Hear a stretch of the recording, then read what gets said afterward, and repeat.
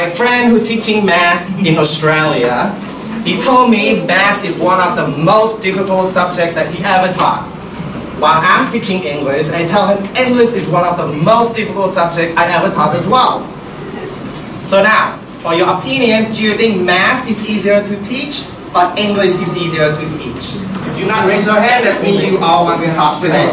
Now, I'll ask you one more time, so you don't want to talk today. I'd say English, but it's silly because I am English. Okay, that's fine. Now, what makes you think English is more difficult to teach? More difficult? Yes. Why is it so difficult to teach English? Not necessarily.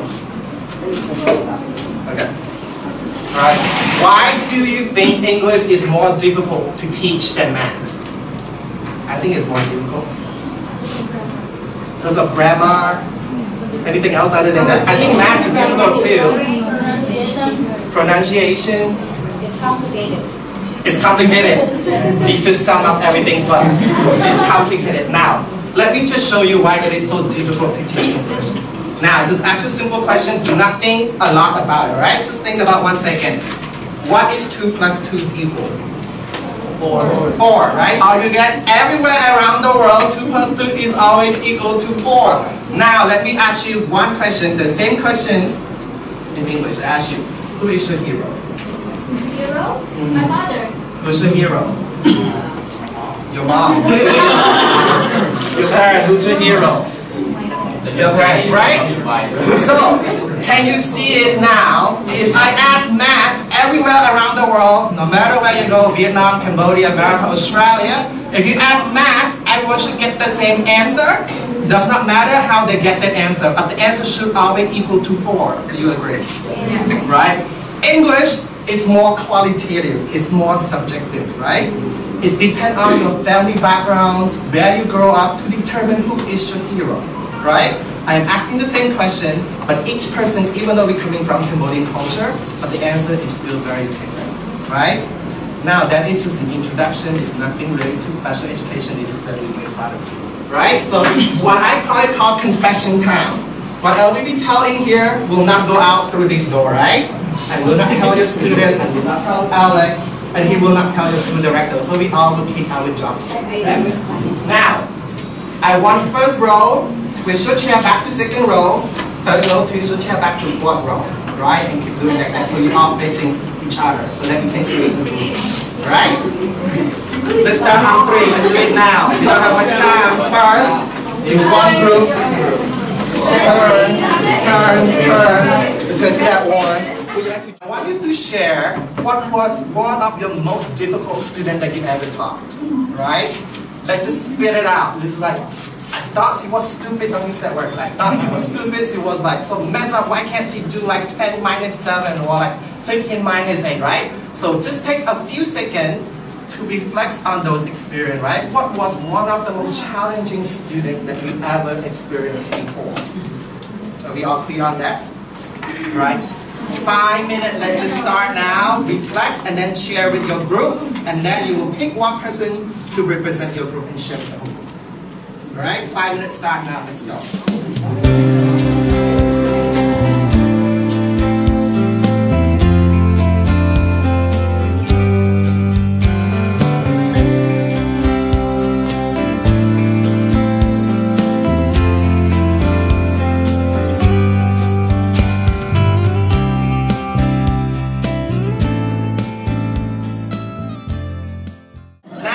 Let's start with the first group here.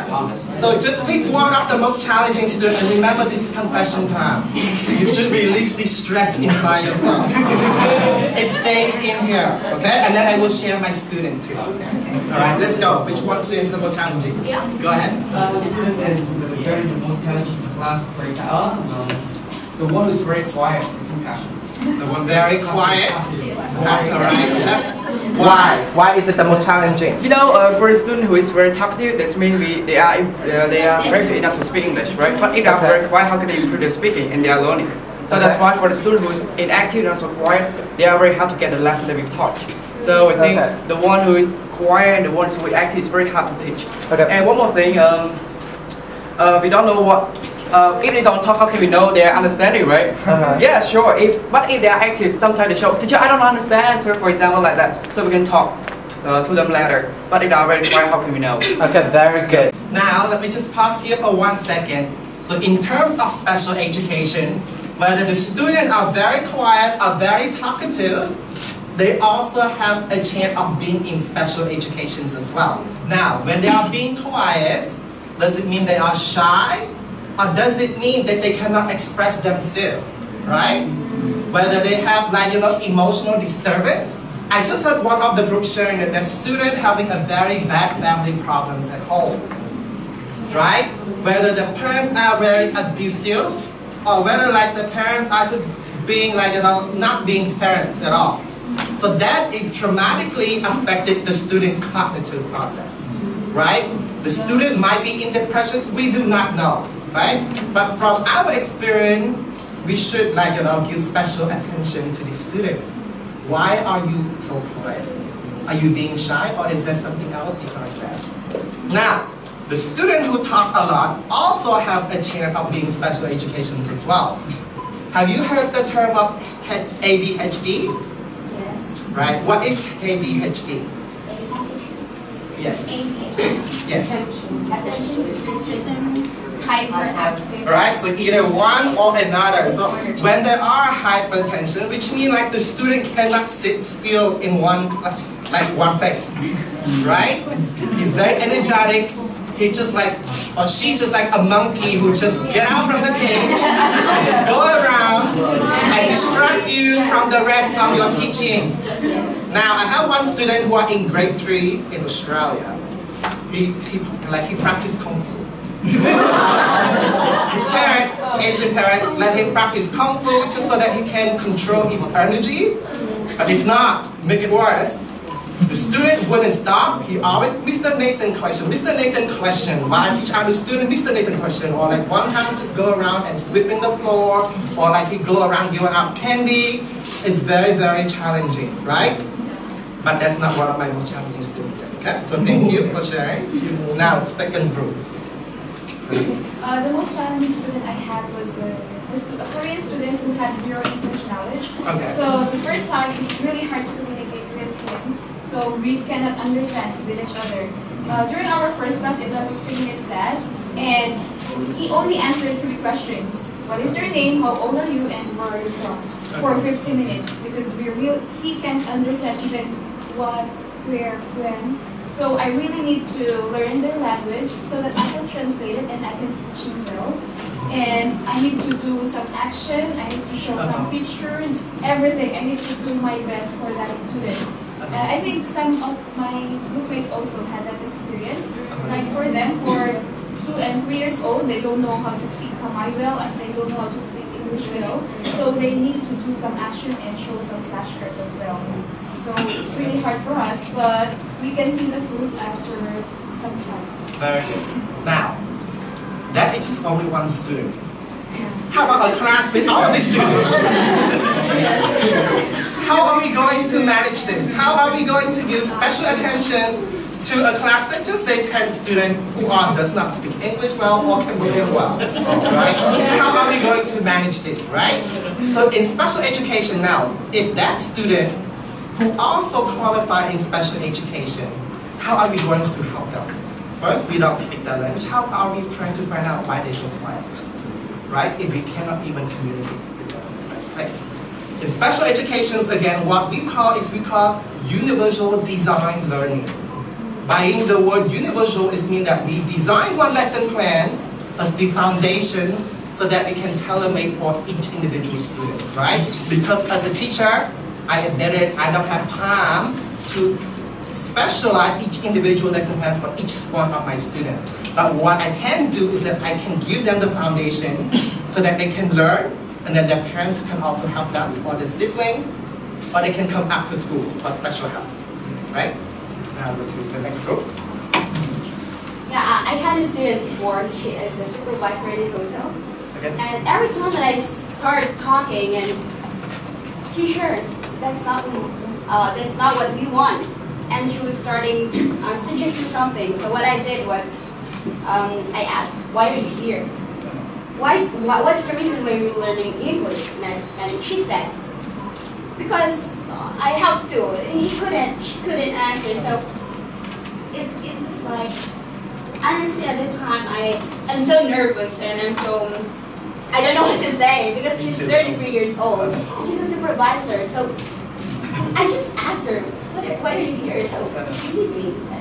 Okay. Something like that. But Right. I need also your suggestion for that. Okay, now let me just share with you this experience.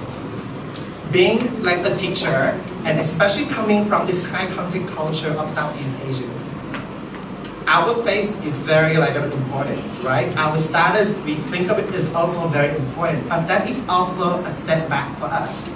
That sometimes we cannot take direct feedback from other people, or especially from our students. Not that we do anything bad, but being a student, especially in the younger year, from year 1 to year 6, they are very innocent. They are very genuine. If they see something bad, they say bad right away. For one day, I dressed up very crazy. Students say, Mr. Nathan, you dress so stupid today. Right? My year 2, right? So what am I going to do, right? Am I going to take it as an offensive? Or I take it as a feedback from my student. Now, in your situation, I also have that as well, right? English is my 4th language. I am fluent in Vietnamese, Cambodian, Chinese, and English is my 4th language that I'm learning, right? So naturally, my accent is not that perfect, it's not that well, it's okay to get by. And there is some word that I still don't understand, there is some word that I still to learn, and that's why we call education is a learning process, right? So sometimes the student will challenge you if you write something wrong on the PowerPoint, which is you will find it today, right?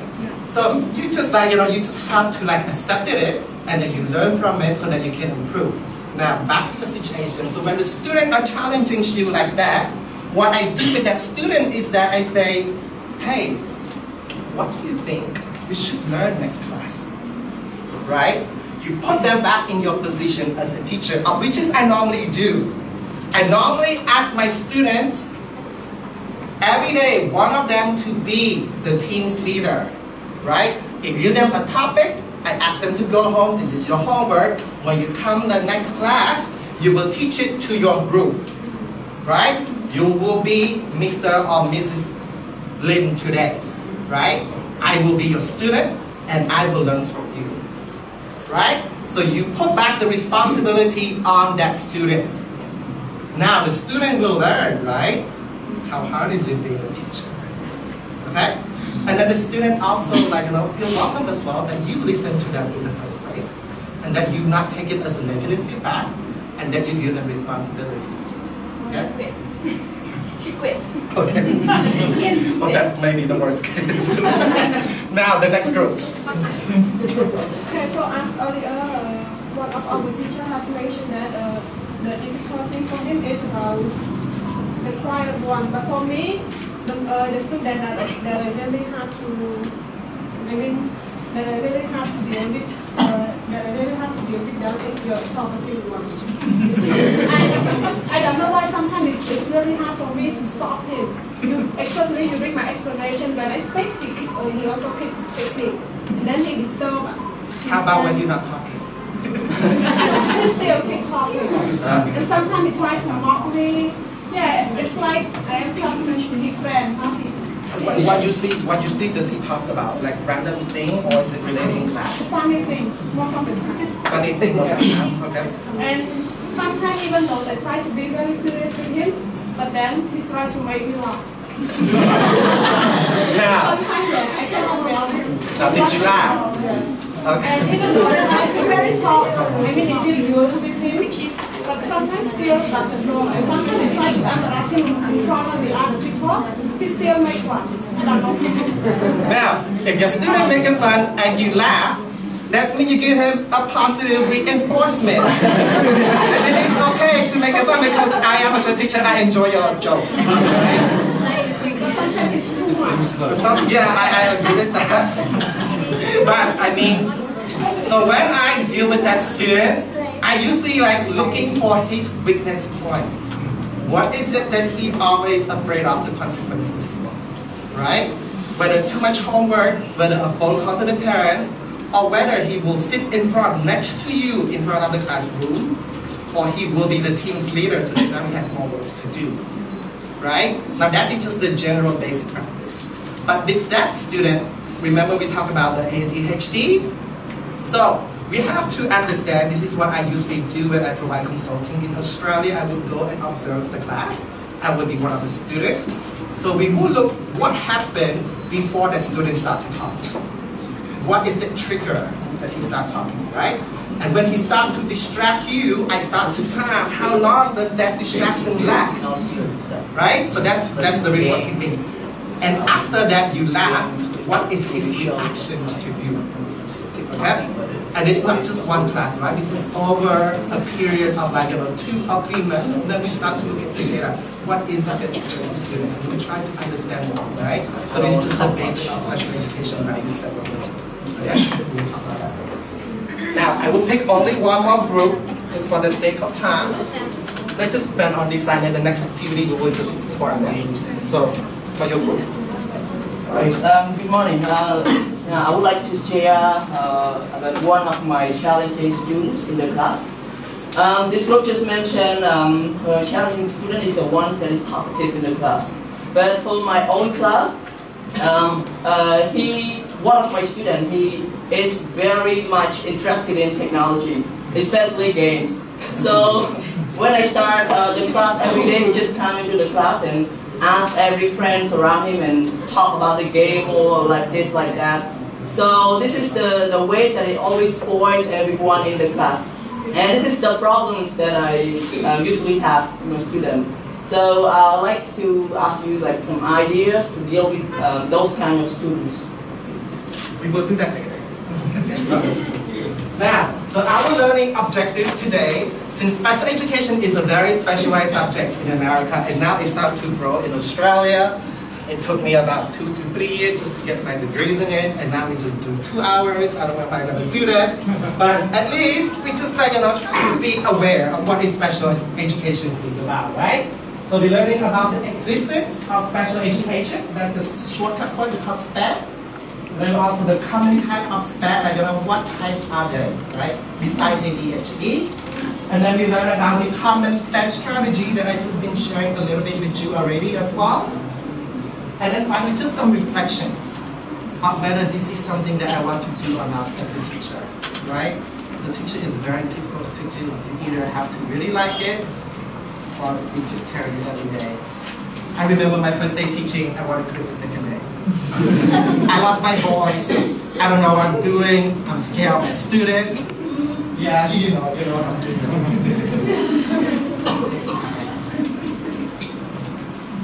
Now, I have these very short activities for you, right? Alex told me that you are very well in coding this animal stuff. Karena. Or what else it is, right? Are you good at it? Karena. Origami teacher. Only her in here. Yeah. Alright, so instead of doing individual group, we will do it as the entire class and you will be the teacher. Okay? Now, please, come up here and you only need one piece of paper and it will tell her what to teach you how to code. Okay? Now, just get paper out ready. Now, the challenge is that you, as the participant, cannot talk at all. I don't want to hear any noise. Team facilitate, make sure they do not talk. And you cannot ask questions. You cannot make one step ahead of her. You have to follow her instruction. Even though you know how to make a bird, you cannot do it. You have to wait for her. If she tells you to tear the paper, you tear the paper, you toss it. Right? You listen to her, okay? Now, as the instructor, she only can get to talk, but she cannot get to show you. Okay? Now,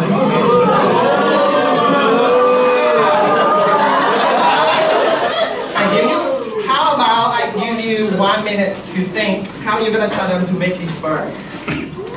Okay? Then start. Go ahead. When you're ready, let me know. Hey, I think the way try to look on that thing.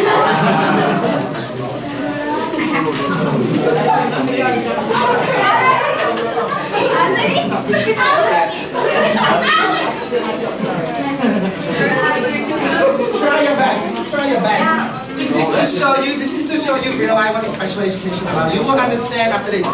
You're not supposed to make anything. You have to wait for the instructions. All right. Let's welcome. What's your name again? Charity. Charity. All right. Let's welcome her. Give her a round of applause for a great I'm not holding any. You're not holding anything. You cannot make any hand gesture. You just do like this and you talk instruction.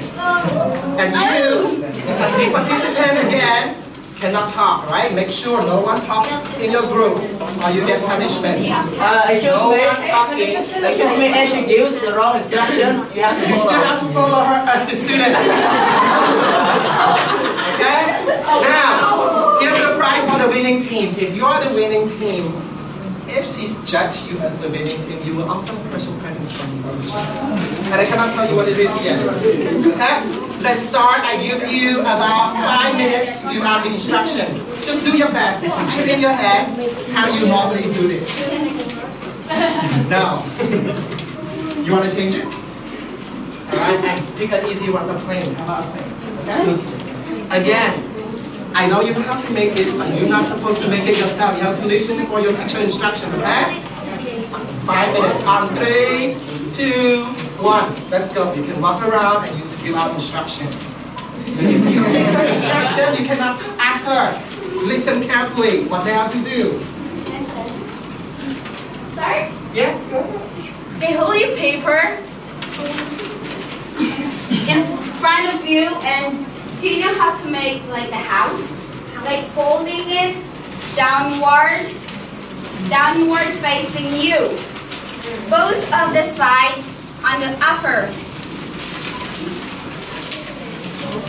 So You cannot talk, participant. just at the upper side. Yes, some of you are doing it right.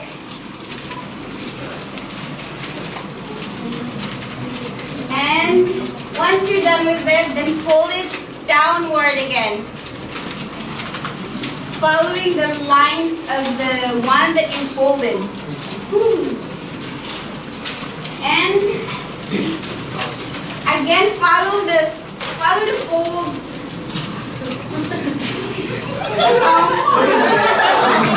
Not give up. Do not laugh at your teacher. That's not Doing the nice. same thing that you did on the first instruction. However, you have to do it in a slanting position so that in the middle of it, there's gonna be a triangular in the middle, so you can fold it. First, fold it first, again. Fold downward. It's the same thing that you did on the first instruction. The winning team. Very nice. Winning team. Some of you are doing it right. And when you sit in the middle, there's something pointed. And then fold it upward. 3 more minutes. Upward, and then hold the paper in front of you, like this, looking at the house figure, and then fold it backward.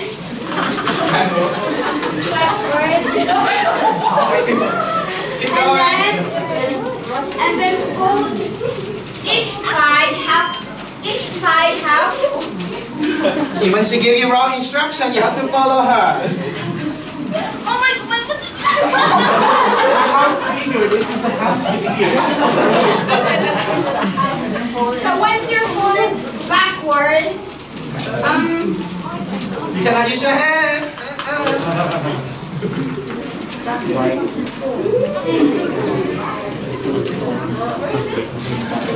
and then fold it again. Fold it again on the both sides.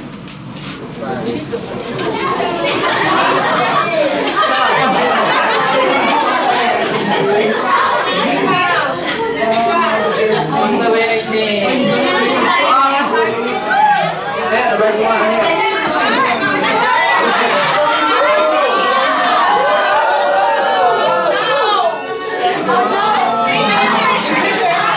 She picked it.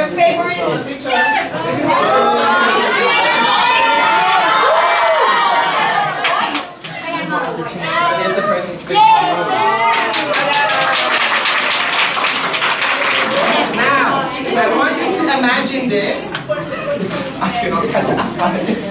Imagine you are the participants, right? The teacher gave you the wrong instruction, but there is something of you just cannot talk because I tell you cannot talk.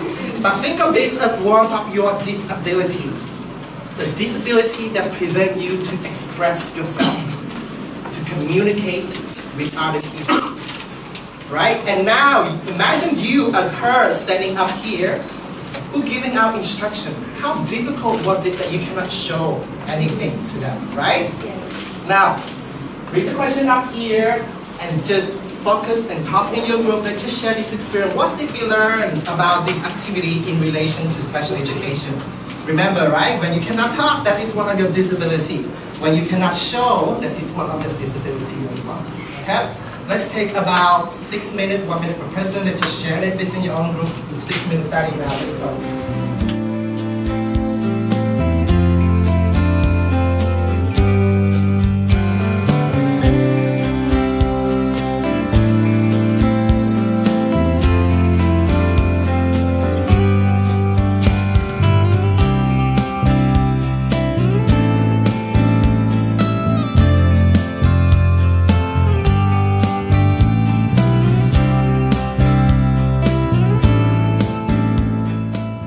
If you can give me a raise your hand, very good. Put your hands down. Now we're going to focus on this size, this arm.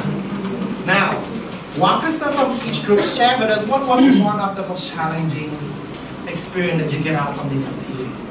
Okay? Let's start with the winning group so they all get the present, right? Now, share with us one person in your group. What was one of the most challenging experiences from this activity? I'm going to take back the present from you. Alright, good. I may choose, I can say the most difficult challenge for this activity is somehow without doing action it is hard to understand something. So if we apply back to be a teacher, like we are a leader, if we give the right instruction, the student will follow us correctly. But it has nothing against you. No, you can see that some can follow correctly, but the other cannot. So it's hard. Without doing the action or show something, just using like words or instruction, it's hard to understand. It's really come on, please. Yeah, right? So that's why I want to do this activity. It's a very true representation of special education and how the teacher of special education facing the challenge every day, right? Now let's go back to your group.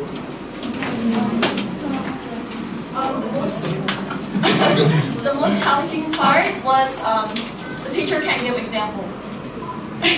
Yes, no offense, but he's the one who tell you not to give example, right? You can't do any hand gesture or you can't use any paper to fold to show us about that. So for some of the students, if we do like this, they can't understand. Some of the students, they learn by us giving example to them. And some they can just listen to us and they'll know the instruction that we give them. Some they can understand by that. But some we have to give example because all of the students, they have different way of learning. So before we go inside the class to teach, I think that we have to imagine what do we have to do to cover all of the students to make them understand. Because different students have different way of learning. Very good. So the term I used earlier, remember, universal learning design, right? So students not only can learn by listening, but they also have to visualize, right? And when you give out instruction, you have to be very careful. Step 1, right? Now, for example, let's just take out one piece of paper I show you. Just take out one piece of paper.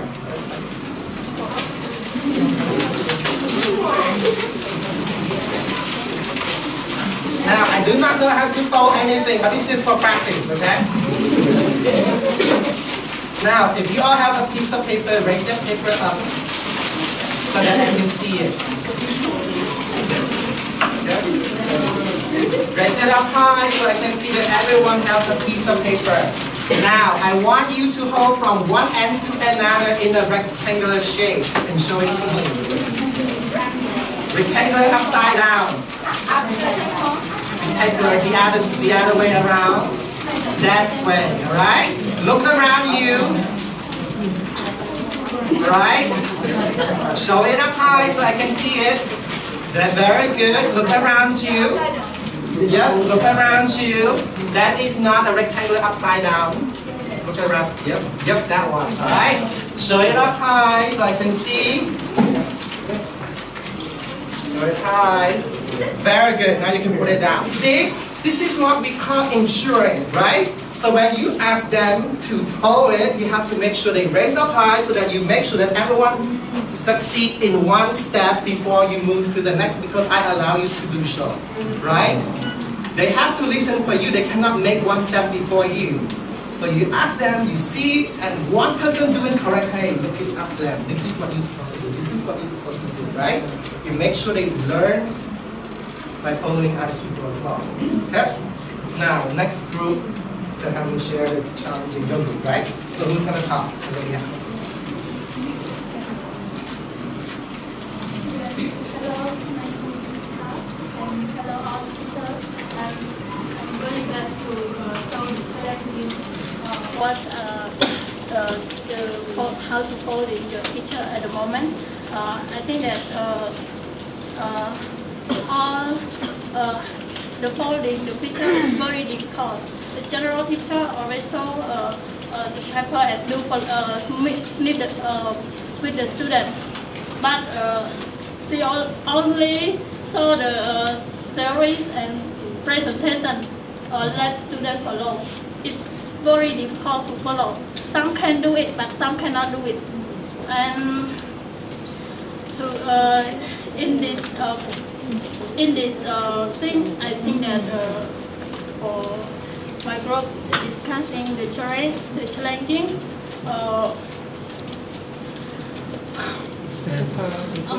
This is safe area. Yeah,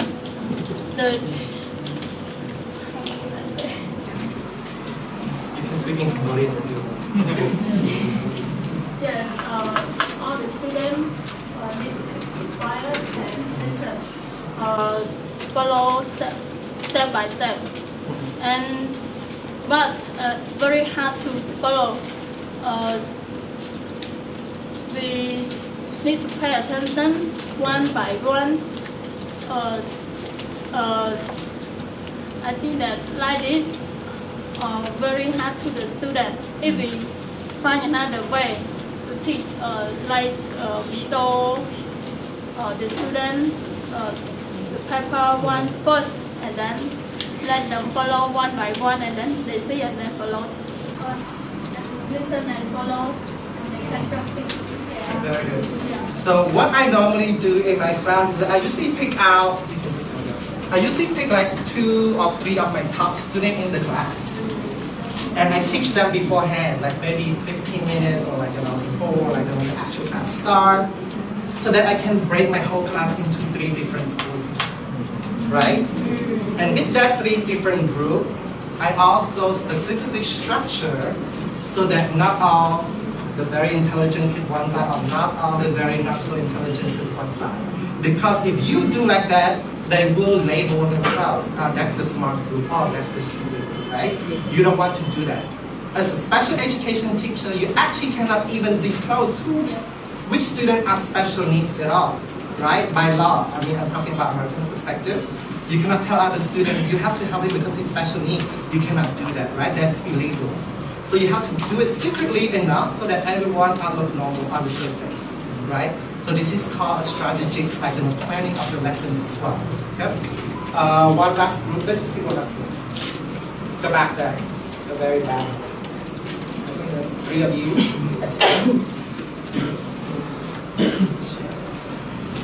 Let's just share with us a quick one. What was the one and the more challenging things that we kind of think about is that talk about the explanation and activities. Some students, we cannot focus on the explanation because we have different kinds of students. They cannot understand everything like that. If we just explain to students without doing activities. So very important thing is that explanation and activities always go smoothly together. Go at the same time. This is my respect. Very good. Now let me ask you this question. Now, special education is just not all about your cognitive process. Special education also covering the students who are blind or visual impaired, right? If they are visually impaired, which means they need glasses in order to see you. Now, what's the point of showing the student if they cannot see you, right? Now, that is a whole different side, because special education, we're going to learn about very soon, have many different kinds of categories, right? So, the purpose of this is so that when you actually have one of the students in the class, what can you do about it? Now, not to say anything about our Kingdom of Wonder, is that we rarely see a special needs student in a normal class with us. Because we usually just ask them to go to a very specialized school, like school for the blind, or school for the deaf. We rarely including them as part of our class. Or some students who are not very smart, not very functional, our school just refuse not to take them. Not that this school is doing that, I'm just saying for example, right? But some schools does do that in Southeast Asia, right? Because why? They don't want that student to be a bad representation of their school, right? And I always tell them that, what is the purpose of us being a teacher, of being a school, if we refuse to accept students with special needs? At least we should give them a try, right? A fair try like our students. And the word that I always remember is that when I first started my teaching career, one of my mentors saying this, she in education is for the outcome of the student, it's not for the income of the mom. Right? You're in it for the outcome, it's not for the income. But again, we are living in different world. We need also to balance out between our income as well, because if you don't have the income for our family, how can we continue to do this? Right? So you have to find the right balance. But at the same time, you should give every single student an opportunity. Okay? Yeah.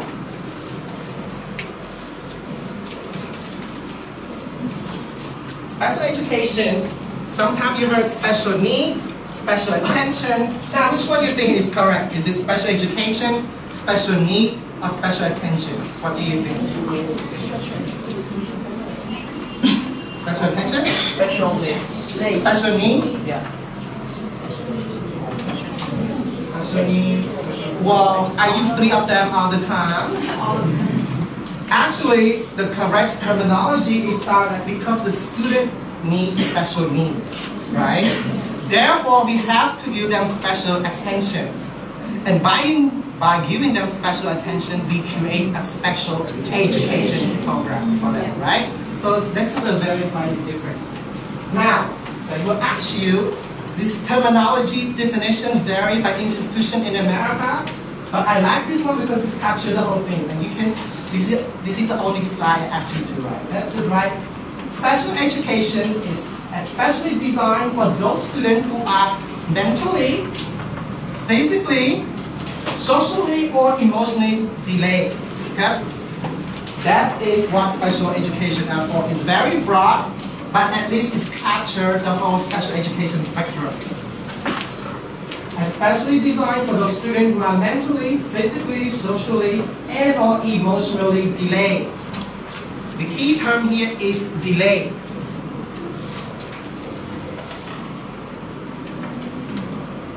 By saying delay, what it means is that it's developmental delay for the student, right? Signify an aspect of the child overall, development such as physical, which means they not grow at a certain age, right? At this age, this is what they should know. At this age, this is what they should all have, right? And because of that, we have to place them, or another keyword is that, which place special education students behind their peer, right? For example, according to the national average, if you're in year 3, this word you're supposed to know. This math you're supposed to find out, right? So as a special education teacher, every 2 or 3 months you have to conduct a secret test on your student and monitor them, right? This is the national baseline. Does my student on that baseline, above is better, if it's below, then it is a signal for you to talk to your school principal or your school administrator the student is falling behind. What is the cause of this? You take out the special report, like, this is what happening, this is what happening. Now, are they receiving special education or no? Right? But do we have special education in Cambodia at all? I do not know because I did not went to school. Alex, do you have special education in Cambodia? I think we do, but it's not very broad. Or maybe we just choose to ignore it. Maybe it is too difficult, too time consuming, that we don't have that. Or maybe we don't even have funding or resource or specialists to come and share the experience, right? It's many reasons. But then again, right, the objective today is not to, I am not a doctor. I cannot just tell you what to do, when you student like this. I just want to create an awareness for you, so at least you know what it is like to do a special education.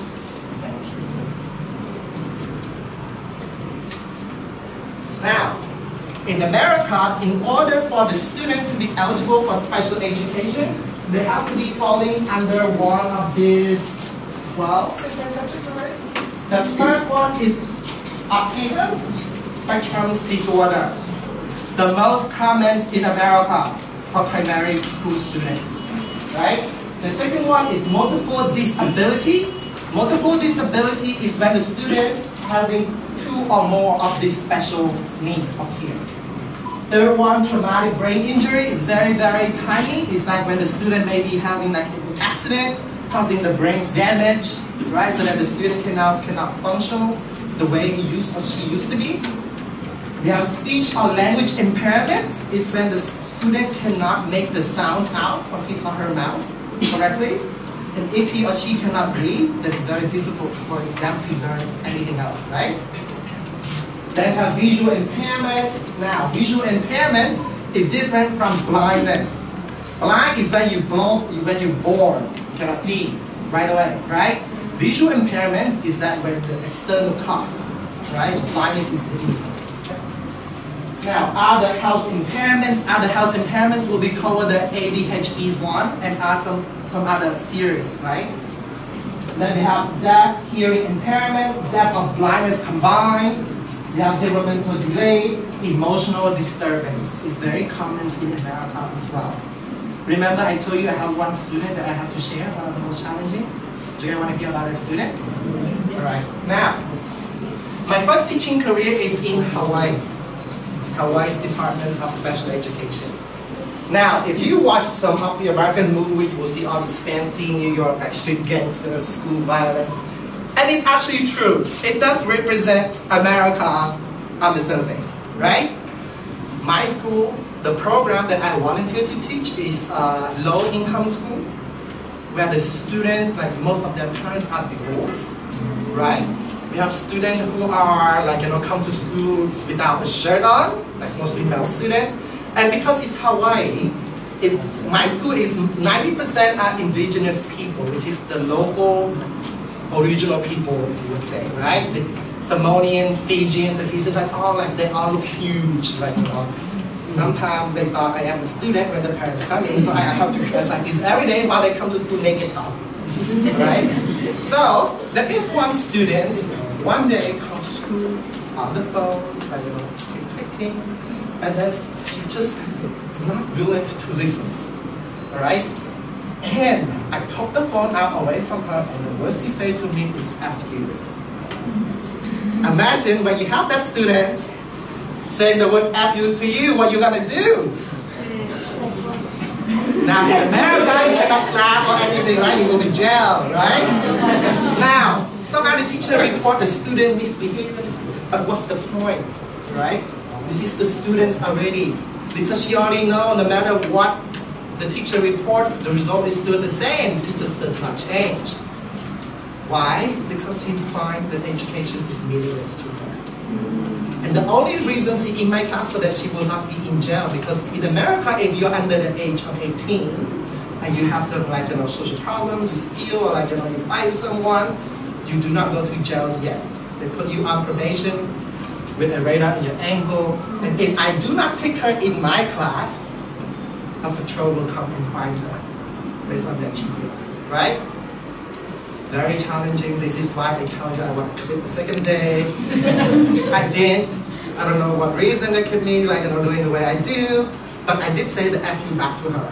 Alright? It's just one of those response why you cannot control yourself in being first year, first day, first semester teacher, you don't know what to do, you just let it go. F you back, right?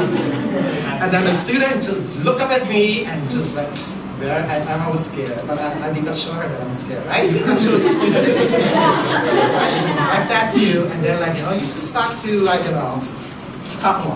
Treat her every time when there's fight, there's always makeup, right? It's relationship in general, right? Fight, you make up. So, she just say, Mr. Nathan, you're not supposed to talk to the student like that. I'm gonna tell my mom, and then I started getting inside, I'm gonna lose my job. So I take out my phone, not her phone. I take out my phone, I say, why don't you call your mom right now so I can tell her exactly what you need to do in my class. Right? And then I tell her do you think I want to be here? Do you think I want to take your attendance? I don't want to because I'm always tired, right? I'm scared of you guys. I'm being honest, I'm scared of you guys. I'm saying you guys are gonna toss rock, stone on my car. Now, the reason that I'm taking your attendance is because I care for you. I don't want you to be in jail. Right? You have to do a reverse psychology. Slowly, you try to let the student open that door to let you in, and they need an incident, right? Incident like the way I say F back to her. That's just she just shocked because none of the teacher ever said like that to her before, right? So this is kind of a crash, and then you heal, and then you start to learn about it. I do not recommend you to say the F you to the student because we are a teacher, we're not supposed to say that word. But now, the students in a certain area in America, you do need to go beyond that and try to find out what is the best ways to talk to them, right? And one of my thesis research for my Master in Education and Psychology is to research about the students' language behavior. What language trigger which emotions and what the consequences of those emotions on the students, right? So we have to trial and trial, but after 2 years was very tired. Now, the next one we have specific learning disability, and the reason that I bold it in red is because most of the students, even in general educations, they do also have specific learning disability, one way or another, right? And I think in Cambodia, especially in Southeast Asia, because I will conduct the training in Vietnam as well, what I find is that most of the Southeast Asian culture, specific learning disability are the highest, right? The rest, autism is very, very few, and I think part of it may be also because of the food intake or genetic or an environment, but for Southeast Asia, we focus more on specific learning disability. And the last one is the orthopedic impairment. This is when you're born with your spinal cord restructure or some part of your body are not totally functional. Okay? So, in a nutshell, special education in America are these 12 different categories, right? But we focus more on specific learning disability. And I will get your email, I will send you the slide today so you don't have to write it down, okay? But it doesn't mean you get lazy. Now that's another thing. That's another thing as well. When you teach, you also, each day you have to reflect on yourself. What is the best strategy to teach my student? Should I tell them not to write and I send them PowerPoint? Or should I tell them to write and they're wasting their time writing something that's not relevant to them as well? Right? You have to test your style of teaching. So that one day you become so good so that you can do whatever you do, your students still learn. Okay?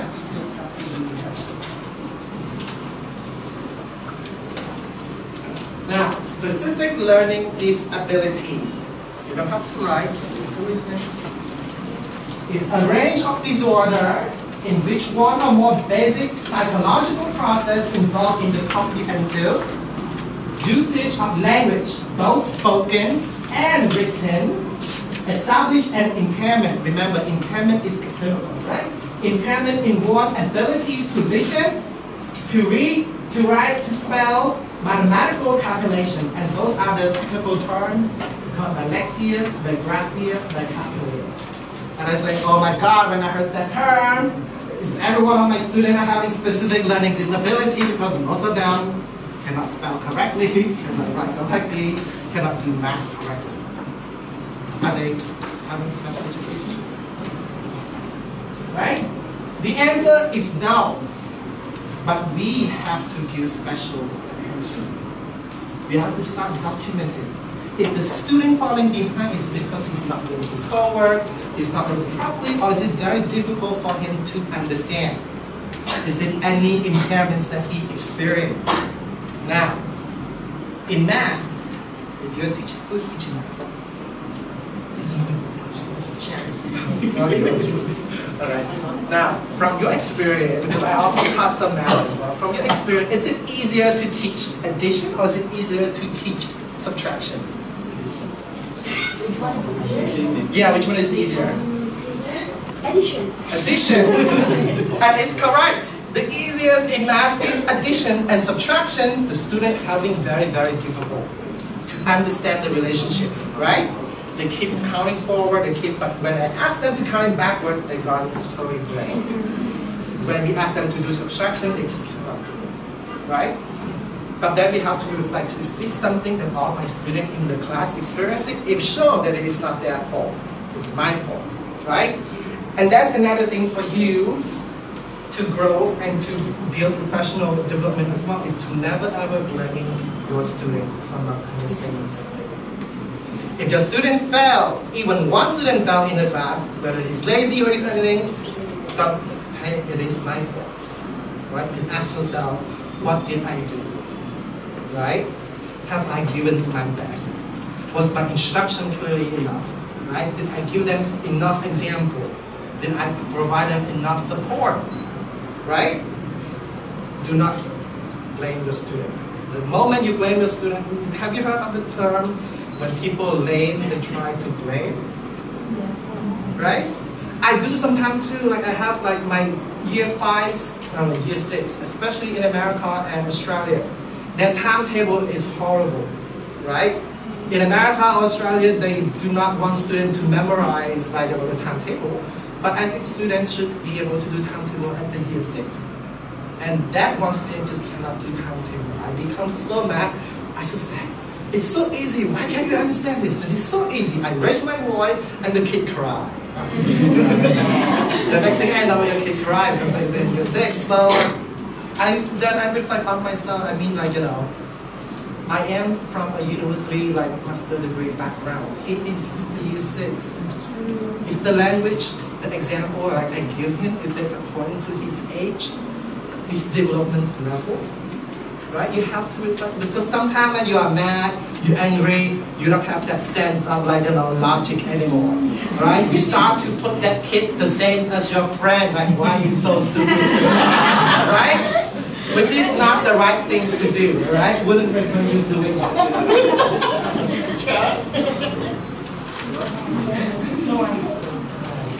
Right? So we have to do some sort of diagnosis, right? We have to like the whole class we're using the national standardized testing twice per year. Okay? And then we see like, you know, whether our students, the whole class average is according to the national average or not.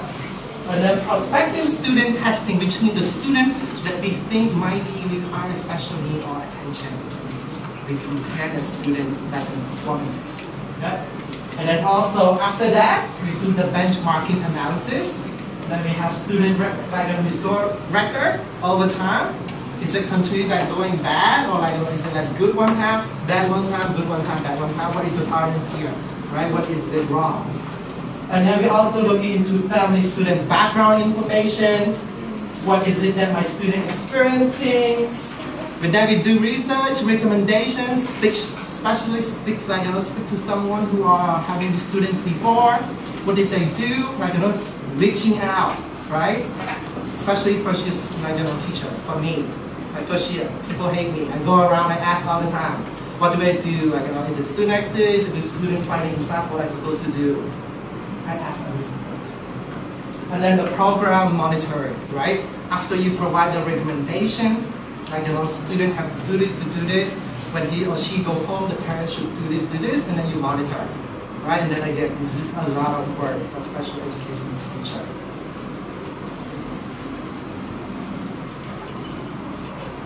And these are the common strategy. Because you guys heard all these terms, right?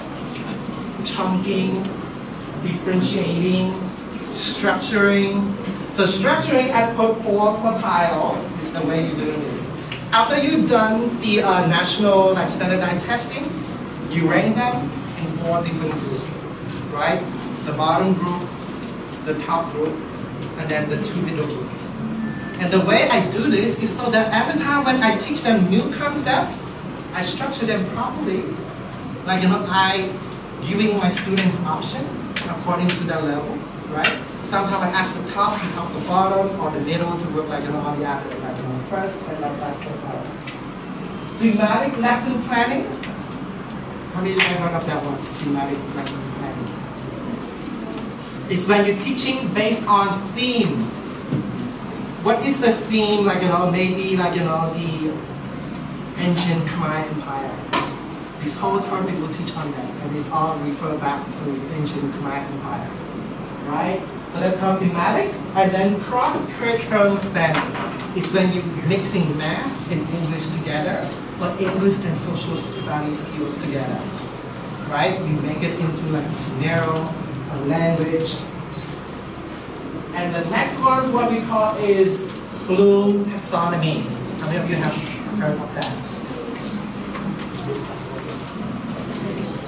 Yes, what is it?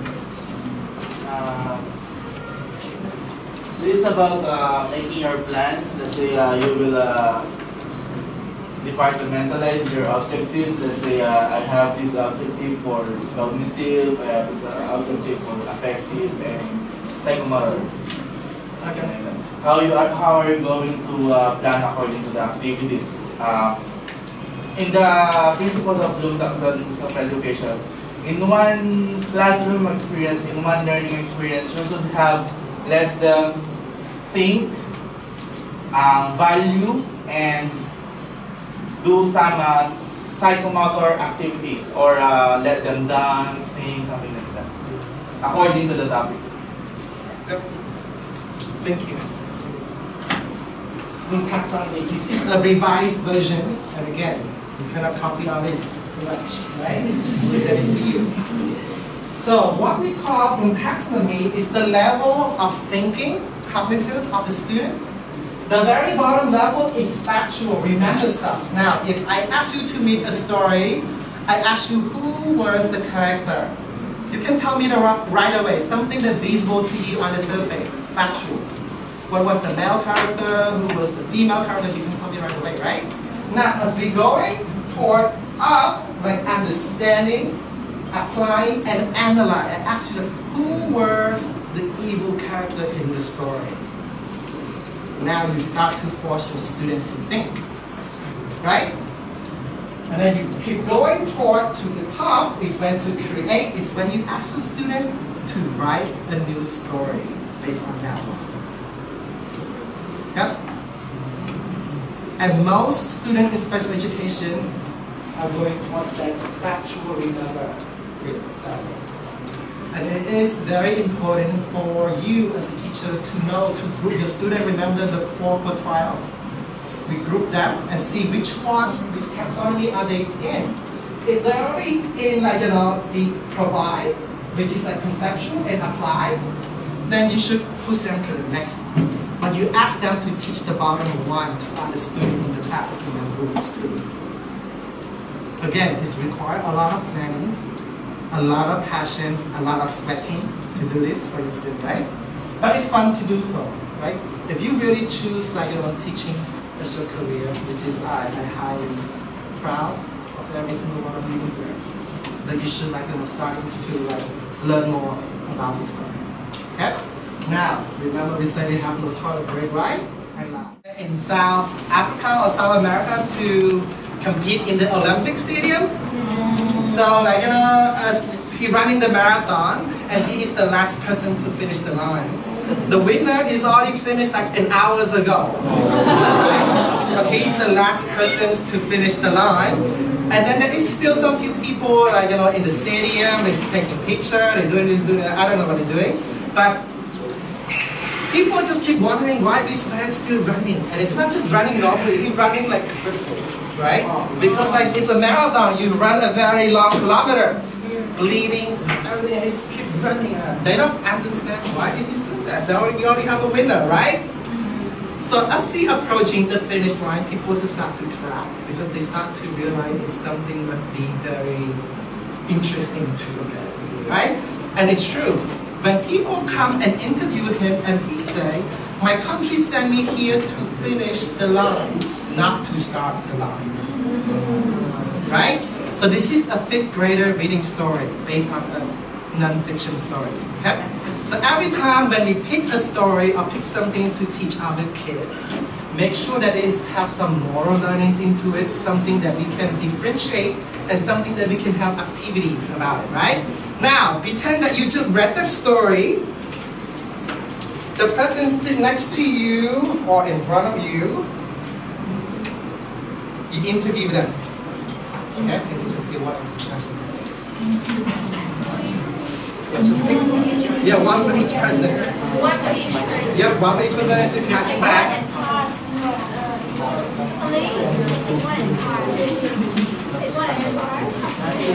Alright, if you're missing one person, can someone sit up here with her? We have to have a partner. Can you come? Alex, why don't you join us? I know, it's a fun activity. Oh, Alex, it's alright, you're supposed to be joining us. If you do not have a partner, you will do it yourself. Alex, you're not joining that?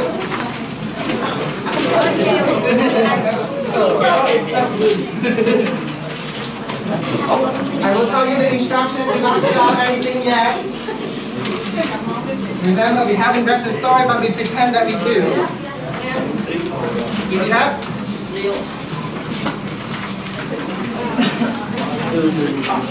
Does everyone have a partner? Yes. You don't have a partner. That's lying. Again, does everyone have a partner? Yes. Okay? If you don't have a partner, you fill out the answer yourself. Okay? Now, if you have a partner, this is what I want you to do. Let's just look up here so you know what you need to do. They need a partner here. Need a partner. She needs you. Yeah, good. Yeah. We don't have it. Now, this is what I want you to do. Let's just pretend that Alex is my partner, as a friend. So I will ask him, Alex, what do you think about the story that Mr. Lim just told you? Because you didn't read, right? I told you the story. And then you answer me, what do you think about the story about the last man? Interesting. So I write down his answer for him. He will write down the answers for me, okay? So he said interesting, and then you might ask him, since he is Alex, I ask him, what's so interesting about it?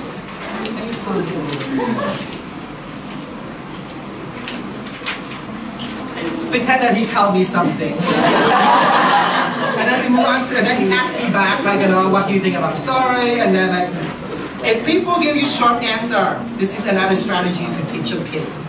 Always ask them to give you example. If you say interesting, what's so interesting about it? If this, what is this that you're talking about? Explain more, like, you know, elaborate more, stuff like that, right?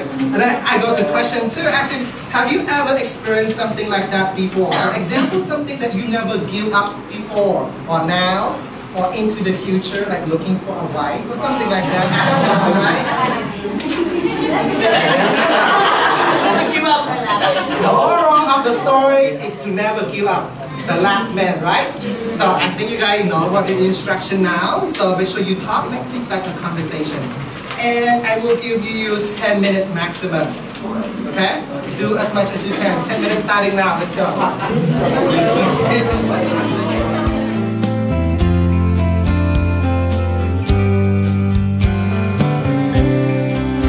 You ask them to now individually. So now you all answer your own questions.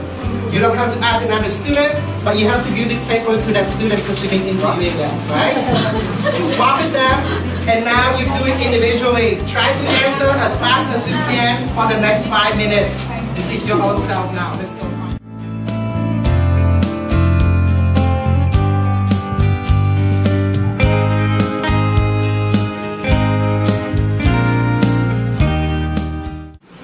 Especially special needs students. So what I usually do, I giving them question, and as they answer, I ask them to change the question as part of the answer.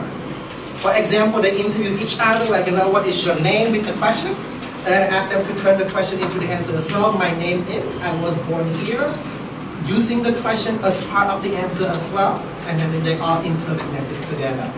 Now, if you have time in the class, I would go to the next step, which is to prepare a speech of what you just write. Right? Now you focus from writing, shift into speech and delivery. One lesson plan to give students multiple options with many different skills that you can get out from this. Right?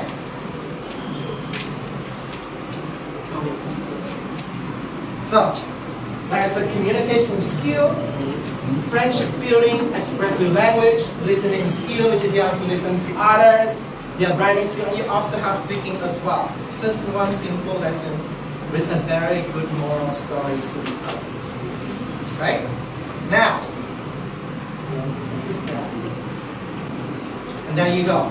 All I'm asking from you now is to give me an honest feedback. This is the last thing, right? Some things so that I can improve next time. You don't have to put your name on here, so feel free to comment whatever you want, whether you look very handsome,